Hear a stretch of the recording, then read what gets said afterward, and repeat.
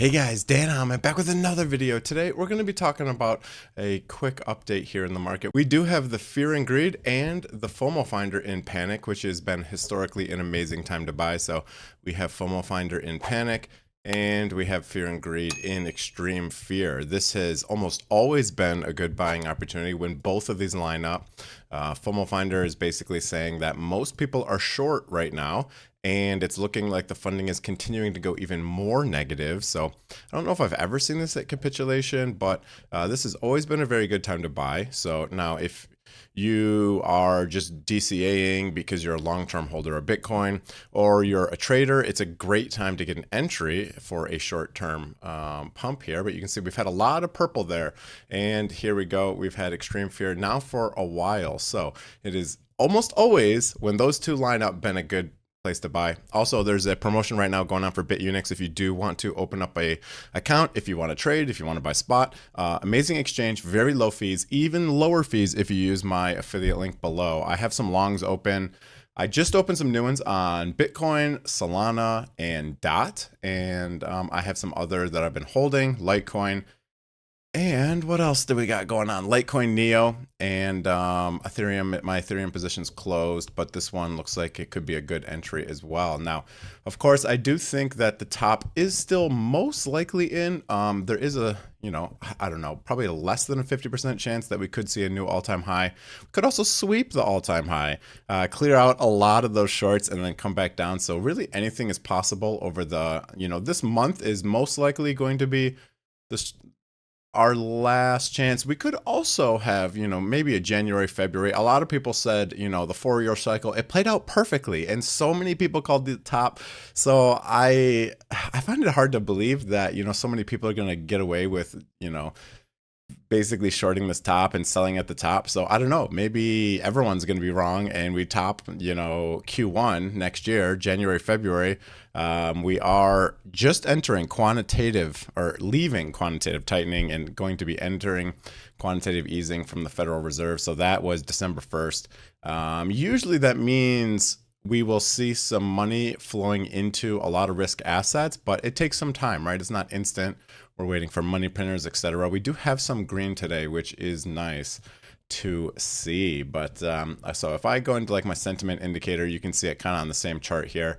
Here's Bitcoin, and then you can see these are the flows going into ETFs. We do have Bitcoin is finally seeing another green day. There has not been a lot of flows going into the Bitcoin ETFs. Usually when you see the big red bars, that's usually, coincides with fear and people kind of capitulating and selling a bunch of Bitcoin into the lows, right? So then when you see the big green bars, like we saw over here, that's usually kind of tops. So right now we're going from red back into green. This will happen. So last time we saw this was kind of over here. We were red all the way down into this area, and then green as we started pumping again. So maybe we're going to start seeing that. Another one that I just found was kind of interesting is what happened to it? What happened to it?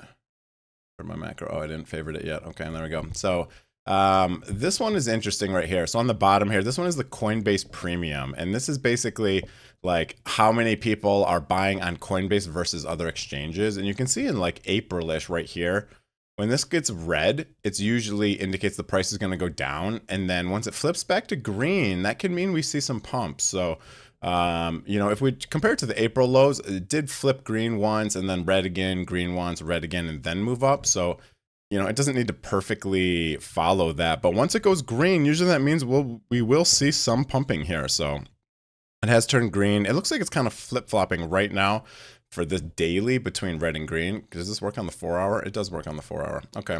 So on the 4-hour, you can see a little bit better. Very red down here, and that usually means we're kind of near our bottom. I also have this bubble indicator, which got into the blue. Oh, we're in Ethereum right now. Got into the, dark blue here. Didn't on Bitcoin, but that's been a good indicator as well. And the other one is, what happened here? What happened here? Let's try this again. Macro. What happened to my, is this, what happened here? What happened here? What happened here? Oh, that doesn't. That only works on the daily. Okay, there we go. Yeah, that's what's going on. Okay, and then this other one is like the hash rate indicator that prints buy signals. No buy signal on this one, so that's kind of interesting. If we go to like the last top. Yeah, that's kind of concerning a little bit there. So there's kind of a contradicting signal. This hash rate indicator, what is this one called here? Hash ribbons indicator. It signifies like, you know, these buy signals, and then we see some upside. When there is a big pause, sometimes that means we are going into the bear market. So that one is kind of a little bit of a conflicting signal with some of these other ones. Again, I still think it's a high probability that the top is in. So I will be kind of deleveraging once we get a pump into the probably 100K and then 105, 108K range. You can see the bull market support band is starting to turn back down. So, of course, that is a little concerning that we are so far below that.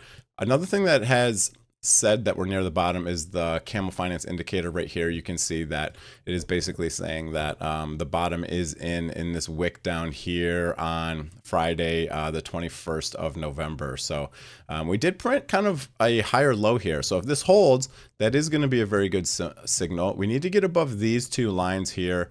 This is going to be some resistance in this area, especially because we also have a high liquidity zone right here at like 94,000. So we need to get back above that. If we do come up here, we might get rejected in this area, and we could come back down. We could even make a lower low for sure in this area, but so be careful with that. But again, there is a lot of signals right now that's saying we are at least in a short term, you know, a short term low here. You can see also we have a bullish divergence. This green arrow right here is signaling that we have a bullish divergence. You can see last time we had that one, we saw a nice daily pump. This one ended up about, 7%. So we'll see another 7% would get us back into this liquidity zone. This would liquidate a lot of shorts. So another good way to kind of trade is to go into the liquidity heat map and take a look at this. This one is very good. It does seem like price likes to follow into this liquidity. So we do have some kind of down here at about 83.8, but if we kind of zoom out here, let's go to like the liquidation map. So I like this one's a nice little view here. You can look at all the exchanges. So on the 1 day, there's a little bit more liquidity below because obviously, we're down near the bottom.